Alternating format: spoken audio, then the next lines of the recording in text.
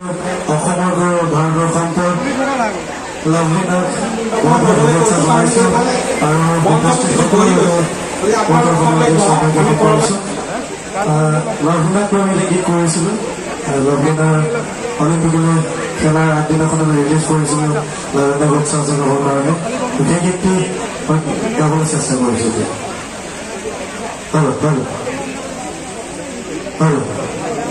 এইবাৰ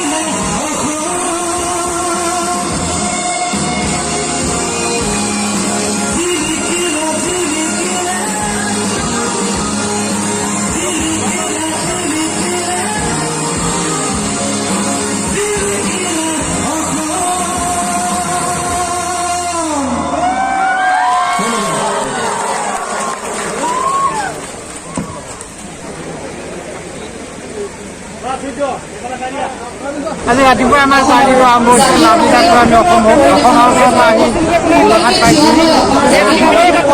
ৰাইজৰ মৰম আদৰ অভিভূত হৈছোঁ। বিশেষকৈ অসমৰ সোমোৱাৰ পিছতো সোমোৱাৰ আগত দিল্লী এয়াৰপৰ্টত আমি দেখিছিলোঁ যে অসম সংগীত যেই দেখিছে অসমৰ জাতীয় সংগীত পৰিৱেশন কৰিবলৈ অনুৰোধ জনাইছোঁ।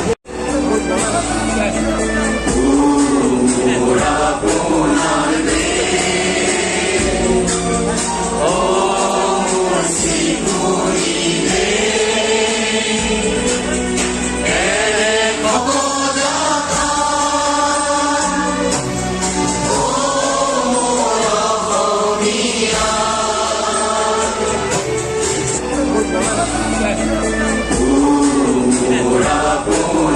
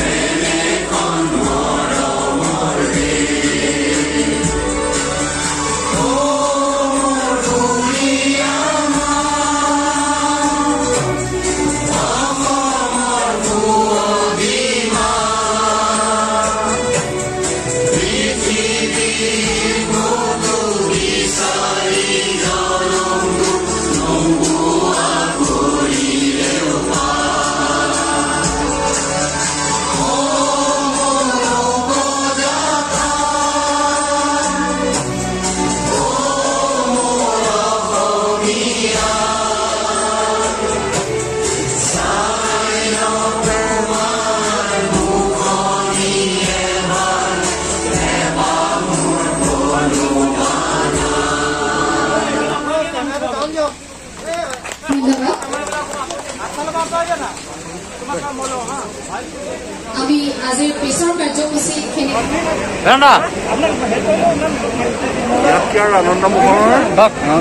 মুহূৰ্ত নাই মঞ্চত আসন গ্ৰহণ কৰিবলৈ বহুত ডাঙৰ কথা লাভলীনা বৰগোহাঁইৰ ভাষা নাই মানে এই ঐতিহাসিক মুহূৰ্ত সাক্ষী হ'বলৈ পাই যথেষ্ট আনন্দিত হৈছোঁ মঞ্চত আসন গ্ৰহণ ইয়াৰ ভিডিঅ'টো অকণমান চাব ভাল লাগিছে তাকে লিয়াই আছে আমাৰ বেদান্ত দাদা বেদান্তই প্ৰথমতে ধনকি মহকুমাৰ পৰা তেখেতৰ লাভলীনাৰ বাতৰি সংগ্ৰহ কৰিছিল আজি আকৌ এবাৰ বেদান্তক লগ পাইছোঁ আচুৰ্য বৰপাত্ৰ গোহাঁই লাভলীনাক লৈ এটা গীত প্ৰস্তুত কৰিছে ট্ৰেক ৰেডি আছেনে